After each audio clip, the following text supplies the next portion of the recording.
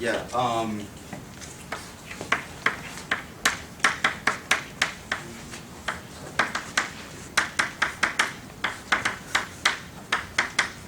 I mentioned this before the quiz, but when asked for the equation of a line, some people still put y equals mx plus b. I was talking about the Calc 3 version of the equation of a line, so don't do that.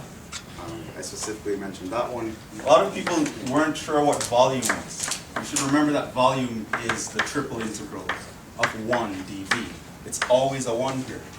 If you integrate anything else, it's not going to be right. Well, it could be if you use cylindrical coordinates, then it's going to look like the triple integral of r dz dr d theta or something like that, right? But you would only have an r here. I saw people putting different sorts of functions. Can you still find the integral using double integrals and the triple? Yeah, if you're using double integral, it would be the top surface minus the bottom surface.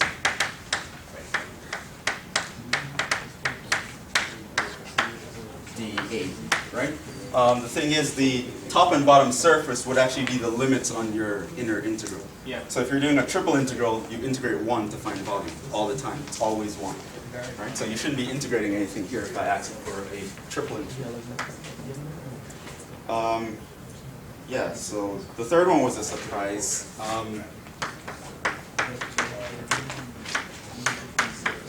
Dot product, what kind of quantity is that? Scalar. Apparently a lot of people thought it was a vector. Really? This is a scalar. Right? It should not be a vector. Okay? So it just gives you a magnitude. Are there any magnitudes in particular that are interesting for a dot product? Yeah. What? All of them. Well, then when 90 degrees apart, it's 0. So. Yeah, right. So one important fact is if dot product equals 0 means that vectors are orthogonal, right? Right? Orthogonal is just a fancy word for perpendicular, more than 2 dimensions, right? So that's a dot product. What kind of a quantity is cross product? Vector. Vector. Some people did not know that one, right? This is a vector. Right? Some people gave me a scalar as the answer. What is it? Describe a cross product in terms of the 2 vectors. Huh? Yeah, it's the normal vector of the plane formed by the 2 vectors that you're taking the cross True. product. A bit more general. It gives a vector orthogonal to both vectors in the product, right?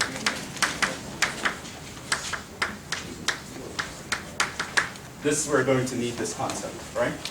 What else can you tell me? What if the cross product equals 0? What does that mean? They're parallel. The vectors are parallel. But you don't need to do that. I mean, you can just do v plus the vector is equal to you do some type of vector. Yeah, but this is right. So that's one special value. If the cross product is 0, your vectors are parallel.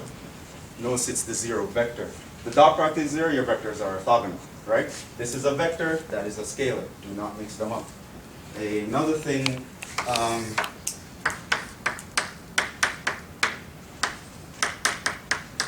Don't mix up I, J, K notation with the brackets notation. I saw this all the time. You can write a vector in 2 ways. You can say A, B, C, or you can say A with I plus B with J plus C with K, right? If you write this, do not do that. You cannot mix them together. That doesn't make any sense. Right? If you write that, do not put i's in here. Right? It's one or the other. You pick whichever one you want. It's up to you. I don't really care. If you write it either way, I'll mark you correct. Right? Personally, I like this way because it's less writing, but it's completely up to you if you want to write it that way. Right? But do not mix them up. Okay? So in general,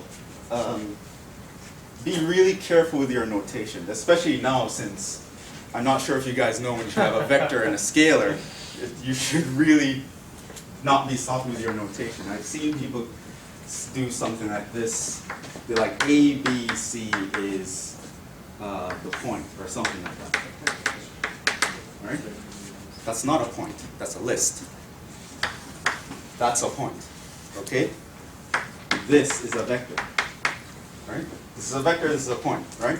If you write this and you meant a point, then I'm going to not be sure you know what you're talking about, or vice versa, right? Be careful with your notation. I need to know that you know what you're talking about, because I do not have evidence to back up that you actually know what you're talking about. Right? Because a lot of people are mixing these up. Okay? Other than that, I guess we can, yeah, the other mistakes are, average, but these ones really jumped out at me. I didn't expect these ones. Other than that, were there any questions on the homework? Would you mind going over question number 4, please? Which quiz? The one you just did Quiz today? number 1. What do we just get back? Last one, 4. Say not the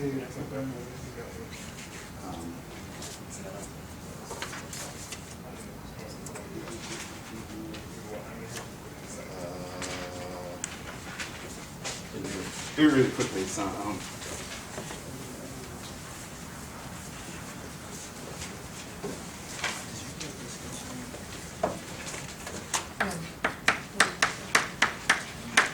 I'll do version 8. The other one is similar. Here, I want the volume bounded by z equals x squared plus y squared, z equals 4, first octant. Okay, so picture.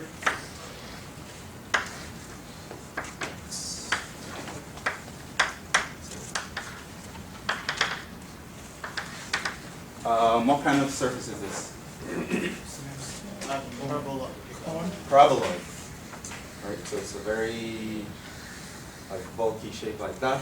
Of course, it goes around, cut it off in a full circle. This is at 4, but I only asked for the part in the first octant, so you really need to cut the parts off where it's in the positive x-axis. So you're only care about the part that's hovering over this region.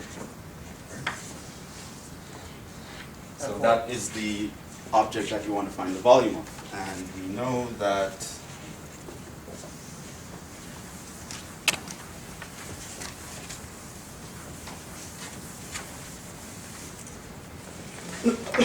volume equals the triple integral of 1 dv over the object. So now, remember the first two integrals, what do those limits tell you? It's about your region of projection, right? Yeah. Right? These are first two integrals. Tells you about your region of projection. So you have a circle here. The radius is 2. Right? Because the top circle here, this is where z equals 4, but it intersects the other curve, so that's also equal to x squared plus y squared. And so this is the circle that's projected down. And so you have a circle radius 2. So what I would use polar, right? So cylindrical. So I would let x equals r cosine theta, y equals r sine theta. Theta, of course, because we're in the first octant, goes from 0 to pi over 2. A lot of people make mistakes with this, right? They said 0 to 2 pi. It's only the first octant. And moreover, your z would go from the bottom surface to the top surface. The bottom surface is this guy, right? X squared plus y squared. What's that in polar coordinates? R squared, right?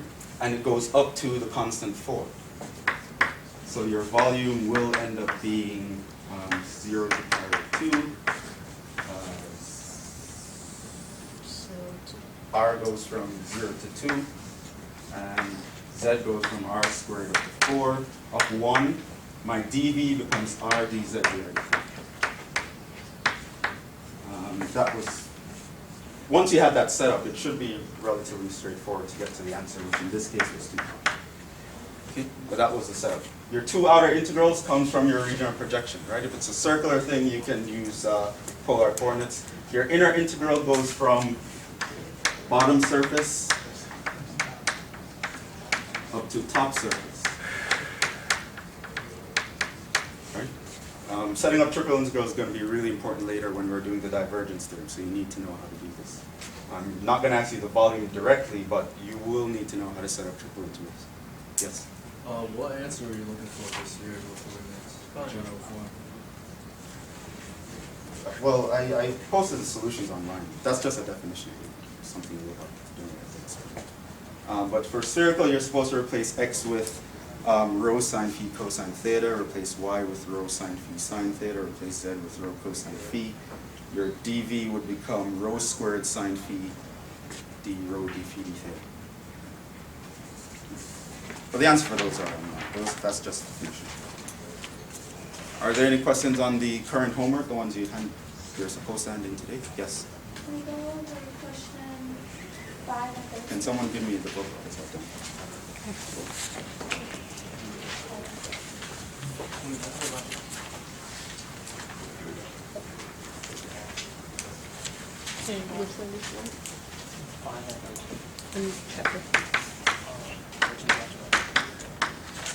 You said question 5?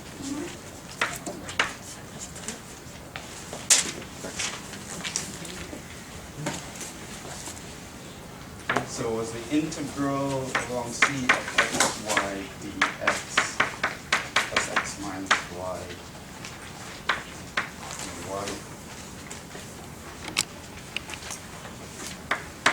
C is line segment from 0, 0 to 2, 0.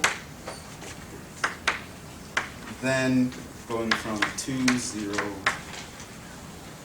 to 3, 2. So you could draw the picture here, but it won't really give you an insight, I don't think.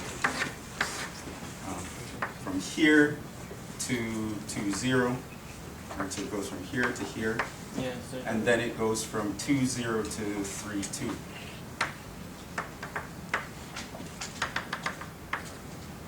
Right, so that's your curve C. Of course, it has a sharp corner here. It's piecewise smooth, so you break this up, call this C1, call this C2. You're going to have to do each separately and add the answers together, right? So let's talk about C1. How do you parameterize that? 2t. X equals 2t. What about the y? 0. So your dx is 2dt, your dy is 0. So therefore the integral along C1 is just going to be equal to, your y is 0, so that's gone. Your dy is 0, so that's gone, right? So it's just the integral of 0 dt, which is just 0. So that curve doesn't matter.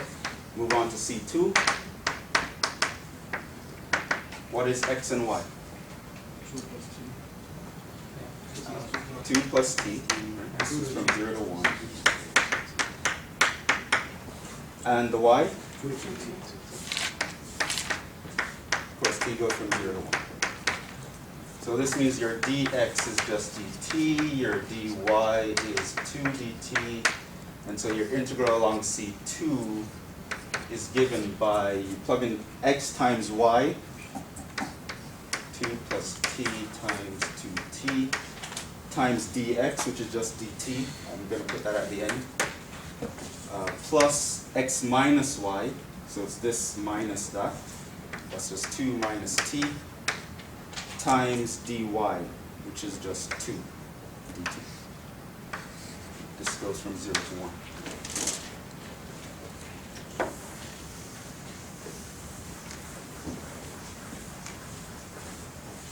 Any questions so far?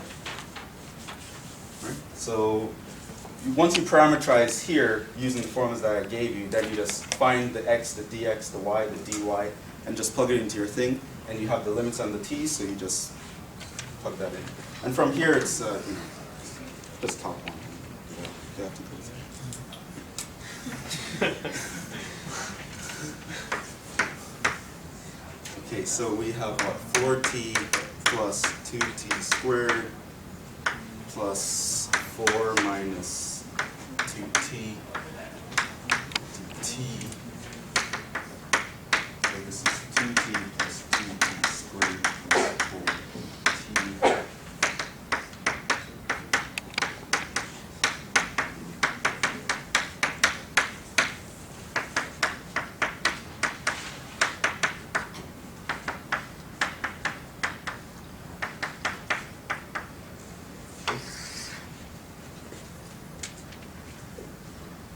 And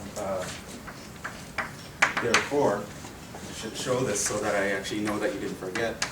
So the integral over c is just the integral over c1 plus the integral over c2, which ends up being 0 plus 17.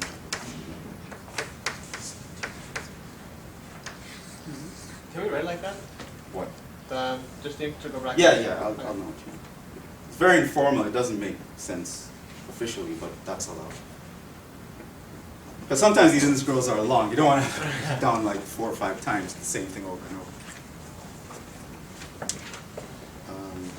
Okay, another question? I believe you said also 13, but it's very similar to this. You just have an extra one for the dz.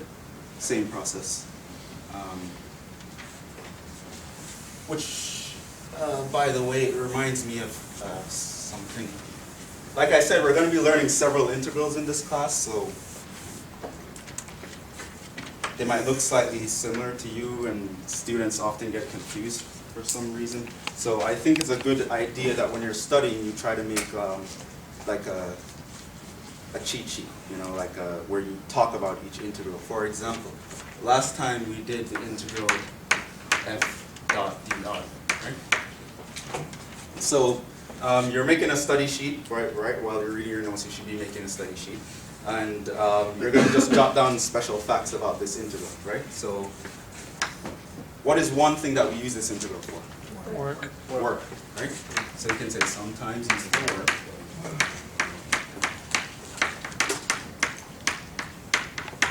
Right? Anything else? Well, it's a vector, I mean, it's line integral on a vector field, so. Yeah, you can say line integral over vector field.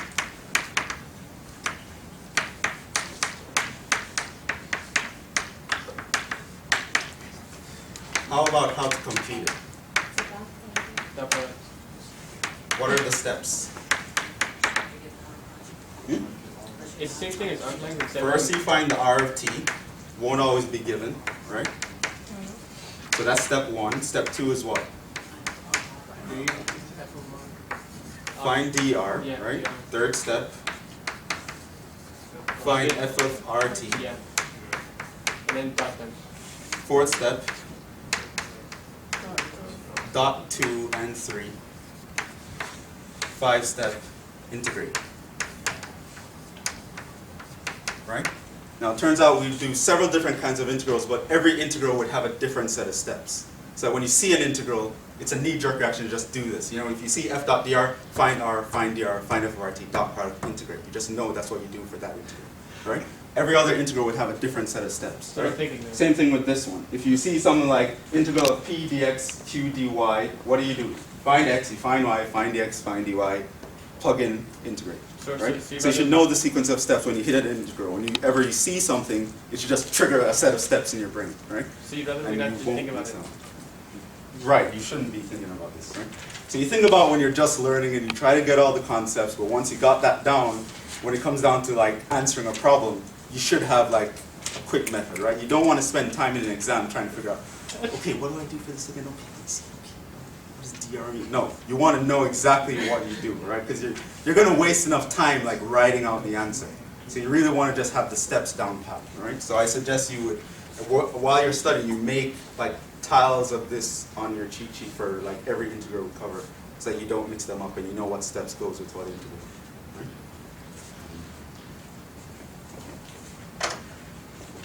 That's that. Any other questions on 13.2? Yes, we have time for one more. Everything else was okay?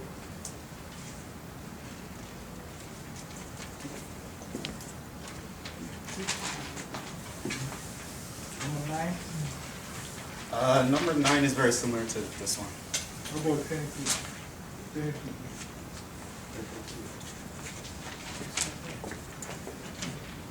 23.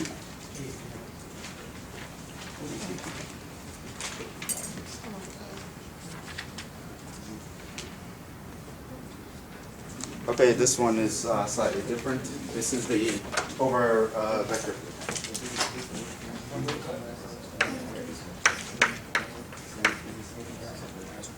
So it says you want to find f dot dr, and you have f is the vector e to the x minus 1, xy, and c is given by, here you're actually doing the operator.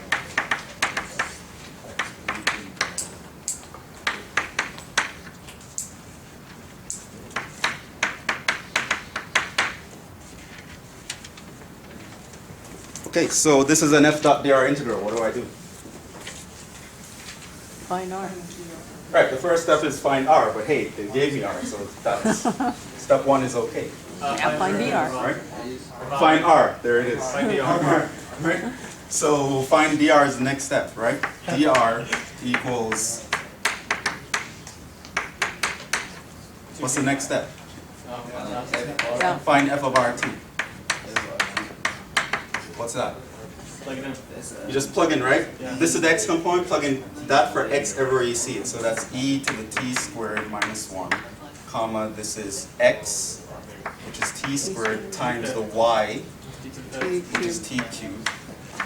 So that is e to the t squared minus 1, comma, t to the 5th. Right? What's the next step? Dot. Dot product, right? So f dot dr is equal to,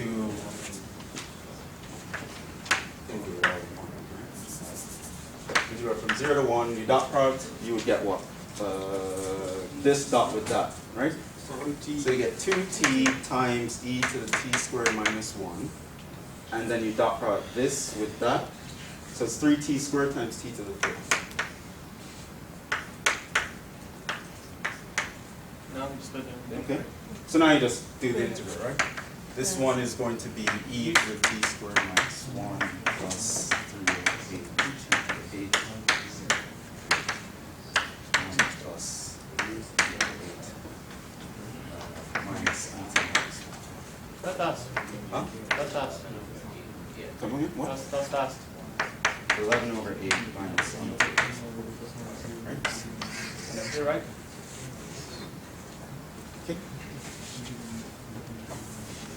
Now we're going to move on to 13.3. I don't think we'll finish it because there are a lot of definitions. I have to explain a lot of vocabulary to you so that you know the language that we're going to be talking about. Alright, so we're going to do a lot of definitions and a few simple concepts, but then we'll eventually get to computations.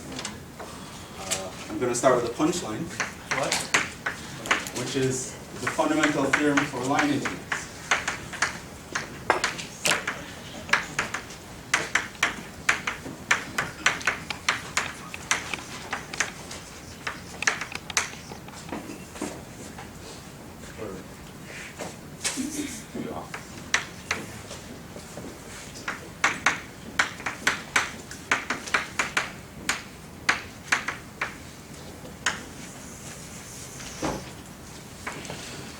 So let me give you the, let me sort of explain where this comes from first. Recall the fundamental theorem of calculus, right? Part 1. That said what? If you had the integral from a to b of a derivative, right? That was equal to what? Yeah. The original function evaluated at the top point minus the original function evaluated at the bottom point, right? This is the fundamental theorem of calculus. The fundamental theorem of line integrals is basically the same thing, right?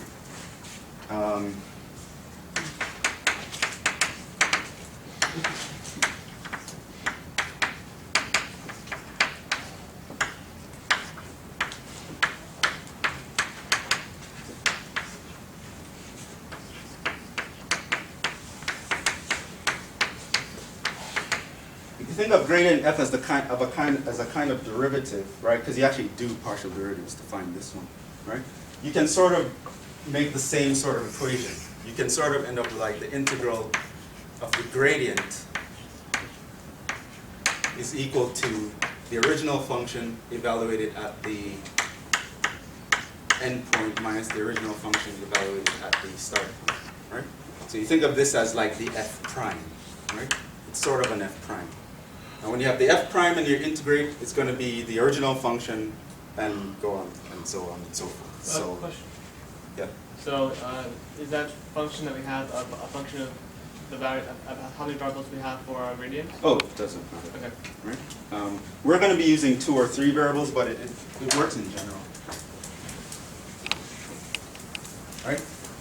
So what this says is if you're doing the line integral over a gradient field, right? Notice that this is the gradient field here, right? If you're doing the line integral over a gradient field, then essentially the path you're traveling along doesn't matter. Because the integral is going to be equal to just the evaluation of the original function between the endpoints. Right? That's essentially what it's saying. So it really cuts down a lot of work for you. So for example, if your C is insanely complicated, like your RFT is insanely complicated, to find dr and plug it in and all that, it's going to be really messy. If you know that the function you're dealing with here is a gradient field, then you'd be able to find this function, and then it's just a matter of plug and chug, right? So this theorem is really powerful and it gives us a really fast way to compute line integrals. So now let me actually state the theorem explicitly. This is the fundamental theorem of line integrals.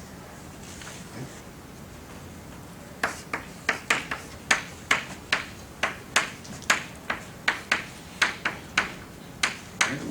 Let C be a well-behaved curve given by a vector function R of t. For t goes from A to B. Let f be a differentiable function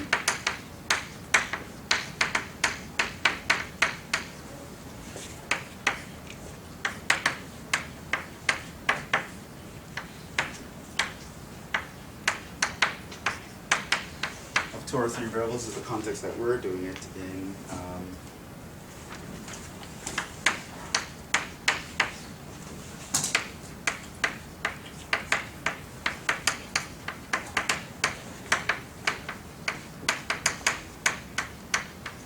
Just like in the fundamental theorem of calculus, the f was required to be continuous, so we do need continuous. So the gradient vector here, let me emphasize, is the gradient of f. Right? So C is a nicely behaved curve. It's a smooth curve. It's given by some vector function. F we know is a differentiable function, and its gradient is actually a continuous function. Then the integral, the line integral along C of f dot gradient f dot dr will be equal to f evaluated at the endpoints and subtracted. This is called the fundamental theorem for line integrals.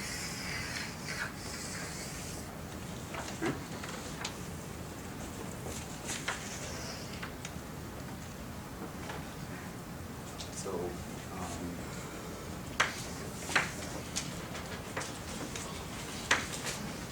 So if I have 2 points here like x1, y1, 2 points, another point here like x2, y2, and I take the integral of gradient f dot dr along C.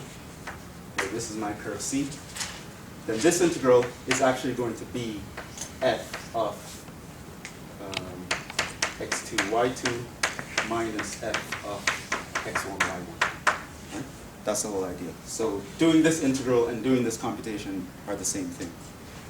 If provided that this is a gradient field here and it is continuous, right? It will always work out that that's what you get.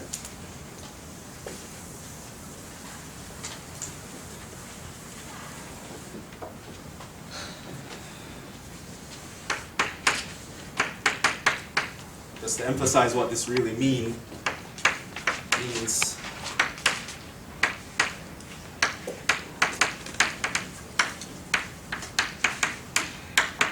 only the endpoints matter, right?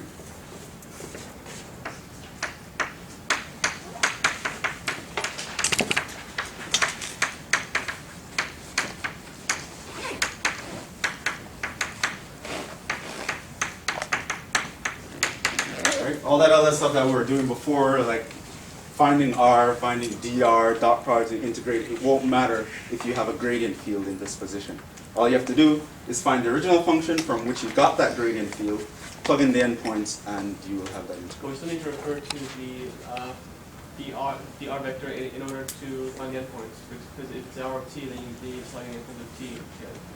Well, they usually tell you where you're going, right? Your questions usually say you're going from this point to that point. Yeah, but it could have been on a line with respect to t, in which case you just plug it in. These points will be made obvious. Okay. You will be able to find them, or you will be told them explicitly, or you'll know how to find them. That's going to be explicit. The important thing is to know that if this integral, if you're integrating a line integral over a vector field and you know it's a gradient, you can do this shortcut. You should know that the option is there. Okay, so now I am going to say something that I tell my class every semester, but apparently I don't know. You always have a handful of students fall into the trap. So everyone pay attention, okay? I am going to try to catch you with this. I'm going to try to trick you on an exam with this. I'm going to give you an integral, and I'm going to make the C very complicated, that if you're trying to do it directly, you're going to take forever. The trick is to find this function and do that. So you always look for the gradient first? Yeah, you're going to need, no, you're going to be given this. Oh, okay. And you're going to have to figure out that and find this, right? Yeah, But- let me check. You always check to see that it's the gradient first. Yeah, I'm going to show you how to do that. But you should know that this is coming, right? Like, be 100% certain. I'm going to do this. I'm going to trick you. I'm going to act like it's a normal question. Oh yeah, do this line integral over this vector field, and R is this thing, and this is going from this point to this point. Do not do it directly if you know it's a gradient field. Do this. Okay? I'm not joking. I'm going to put a problem like this on the exam. Count on it. Okay?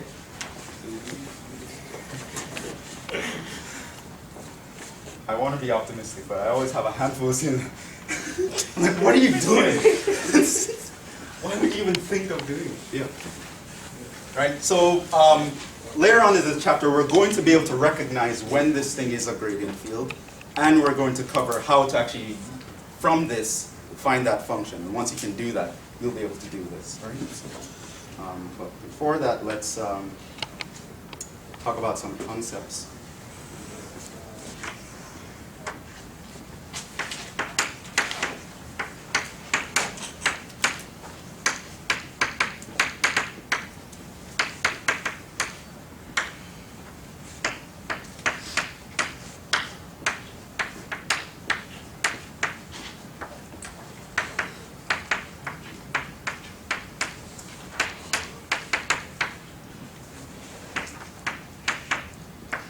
The terminology to describe an integral like this, where only the endpoints matter, it's independent of path, meaning your R doesn't matter. You don't have to parameterize, you don't have to dot product, it just doesn't matter. Once you know the endpoints, you can do it, right? You don't need to go through the whole rigmarole of doing the integral, right? Such an integral is called independent of path. Doesn't matter what route you take from A to B, only A and B matter, right? So what you do in the middle is not going to matter, as long as you're moving along a smooth curve. Okay.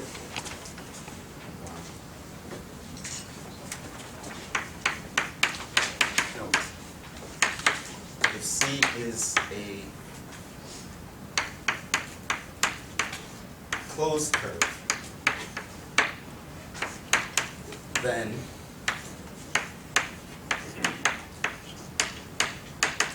what is that? Zero. 0, right? Why is that? Because this would be equal to f of r of b minus f of r of a. And in closed curve, these are equal. Yeah. Right? Your starting point and your ending point are the same if the closest curve. These are equal for closed curves. Right? So if you know you have this kind of integral, and I give you a closed curve to do the integral, it's a trick question. The answer is just 0. Right? You don't worry about it. It's always going to be 0 because it falls from the fundamental theorem of line Yeah, integral. but we won't often get that though. It's like rare that we'll get something like that. It will show up. I mean, you won't get a problem like that, but it will show up where you're going to need to use this concept. Yes? If that's the case, would you have like a question where we have to prove it's equal to 0? No. So when I get to the examples, you'll see how the problems will look. Right? But just learn these concepts, right? If you're integrating a gradient field, it's independent of path. Only the endpoints matter. You don't have to do the whole thing. That's what I want you to take away from this. Someone else? Yes. If it's a closed curve, it's a 0, right? But if it's not closed curve, it's not 0. Same point. No, if it's not closed curve, you do this formula. Oh, okay. So if you state it's a closed curve, we just Yeah, if you know it's a closed curve, it's going to be 0 because the endpoint and starting point would be the same. So it would be f of this number minus f of the same number. It's just 0. So it's likely we'll receive one like in a test. Very likely. Okay, so it's just something you should notice. Professor? Yes. If you give us something in piecewise and part of it is closed, can we just take the type part? Say like part of it is... Like a part of the curve is closed and then you have another part going? Yeah. Yeah, that part wouldn't matter. You can ignore it. But it's always going to be from the starting point to the ending point. Right? So wherever I tell you it starts, wherever it ends, that's the only thing that matters. Right? You don't need to do the integral. Okay? I know it's easy, but don't let it fool you. Don't be like, oh, it has to be more complicated. I have to do this. No, you don't. Once you know that it's a gradient field here, this works. Okay? Let's see, what else should I say? And in fact, this is a great characterization of line integrals over vector plates. It will always be true. Another theorem. Integral of f dr is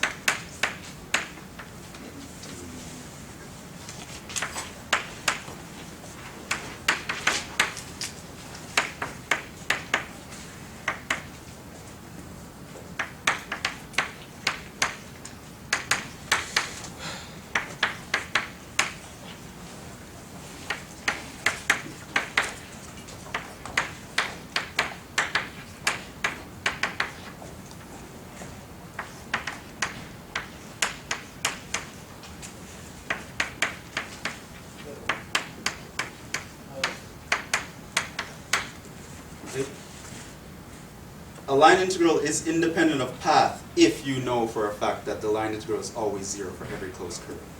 Once you know one, you know the other, right? So if you know it's independent of path, then it automatically means if you do it around a closed curve, you get 0. If you know any closed curve you do it around, you get 0, it automatically means it's independent of path. So it's the same Right? thing. So it would automatically mean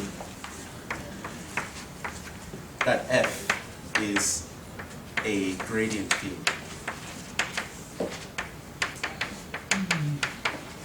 Right? i.e., there exists f such that if I take the gradient of f, I get this function. Right? And often your goal would be to find this function. Right?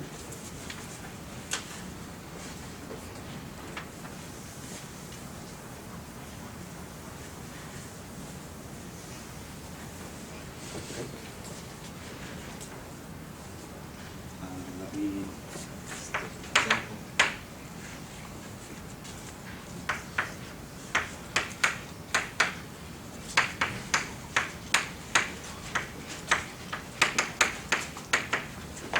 Remember, I introduced this term conservative, right? It means that this is true, right? I say f is conservative means I can find a function for which the gradient gives me f, right? F is conservative means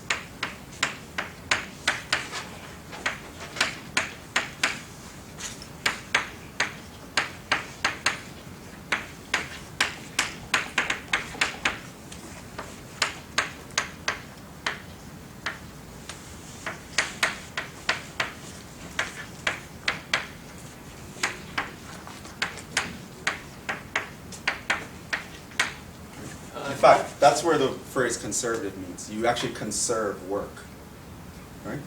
So if you're in a conservative vector field and you find the work integral, the f dot dr integral, it will give you 0 if it's conservative, right? That's why it's called conservative. How often do we run into conservative fields? Oh, you're going to run into them all the time. In real You're life? going to actually find them all the time. In real life? Huh? In real life? Yeah.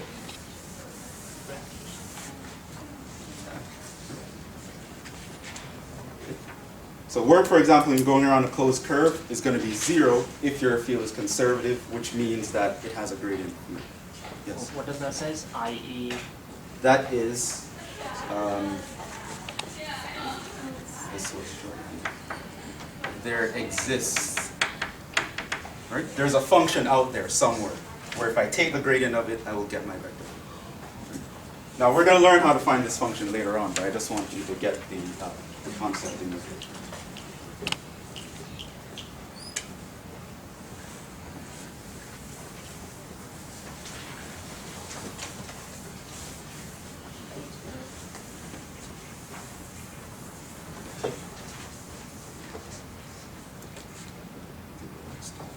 Yeah, so I think we'll stop there, but try to remember this, right? So there's something called the fundamental theorem of line integrals. It only works with gradient fields. We're taking the line integral over such a field. The integral is only determined by the endpoints. What happens in the middle doesn't matter, right? And this characterizes independent of path. Another word for independent of path is to say your vector field is conservative, right? So you need to know this language because they'll mention it in problems and they'll expect you to know. So they'll say, oh, suppose f is conservative. You need to know this is what it means, and et cetera, et cetera. But I think we'll stop there. We'll finish off next time.